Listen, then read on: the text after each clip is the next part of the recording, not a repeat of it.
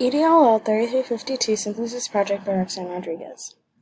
Let's begin by talking about balanced literacy. There are three components that make up this category. The first is interactive writing. This is where the teacher and students share the pen. This can be done in a large group or whole class setting. The teacher and students are taking turns writing in front of the classroom while sharing their ideas on a topic. The second component is shared writing. This is where the teacher will act as a scribe for her students while the children are vocalizing their thoughts and ideas while the teacher is writing it on the board for them to see. This is where the teacher will model good writing while using her students' ideas. I saw an example of this at Brown Elementary where my mentor teacher had just finished reading the story and asked the students to come up with different characteristics that describe the main character. She wrote them down on the board that these were the characteristics that her students had told her. Lastly is independent writing, where the students will write on their own. They are able to take their ideas from the interactive and shared writing time into their own independent writing time. Next, we are going to talk about Writer's Workshop. There should always be class time that incorporates Writer's Workshop. It begins with an introduction, where the teacher is introducing a specific aspect of writing that she wants her students to focus on specifically in their writing.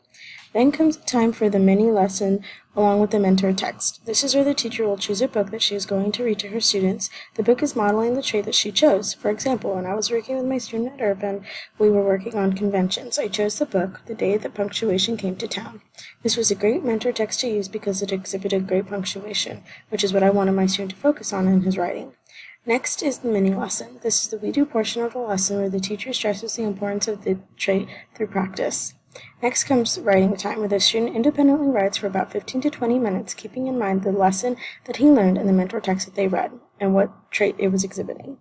The last component is sharing. The student will share his work out loud with either his teacher, a partner, or in a group. Now we are going to talk about the writing process and its stages. There are 6 parts of the writing process. The first part is pre-writing and rehearsing, both of which can happen before or after the other. Rehearsing is where the students are sharing their ideas out loud with one another. Pre-writing is where they are brainstorming their ideas on paper. The writer must think about the topic in which they want to write about, their audience, and the form of writing that would be most appropriate for their topic. The main difference between rehearsing and pre-writing is that rehearsing is orally spoken and pre-writing is putting it down on paper. Drafting is next. This is where the writer is going to write down his or her first rough copy of the paper. Revising is the next stage, where the writer is improving his or her piece. This may include adding or taking out parts of the story. This can be done individually or in a group. The next stage is editing. Editing is where the writer will correct any grammatical, punctuation, or spelling errors. Then comes the time for the students to share their work with either their teachers or friends. Publishing is the last stage. This is where the author can add pictures, share their final copy, and the writing is in presentable form. We just experienced this with our students at Urban during their publishing party, where they shared their stories and we celebrated each other's writing. We are now going to talk about the 6 traits of writing. The first trait is ideas. This is where the writer comes up with a plethora of different topics that they can write about and then narrow it down to one topic. Next is organization. Organization means that the story is logically sequenced, it has beginning, middle, and end, and it structurally flows and works well together. The next trait is voice. This is the one that is most difficult to describe because it's very dependent on the writer's personality. The personality of the writer should come out at this stage and be reflective in his or her writing.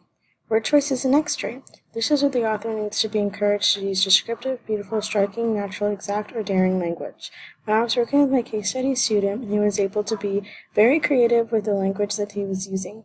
He was excited to use words like amazing and sunny to help paint a picture in the reader's mind.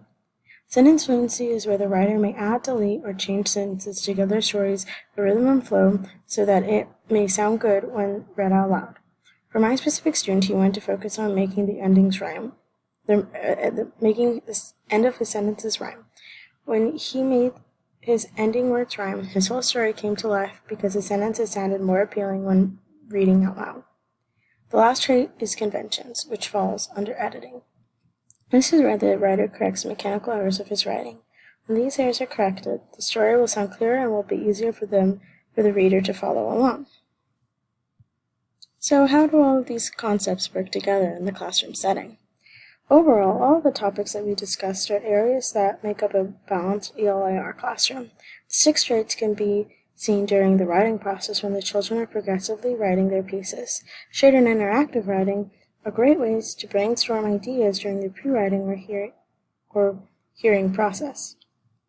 Independent writing is a part of the Balanced Literacy Wheel, as well as the final stage of the writing process in Writer's Workshop.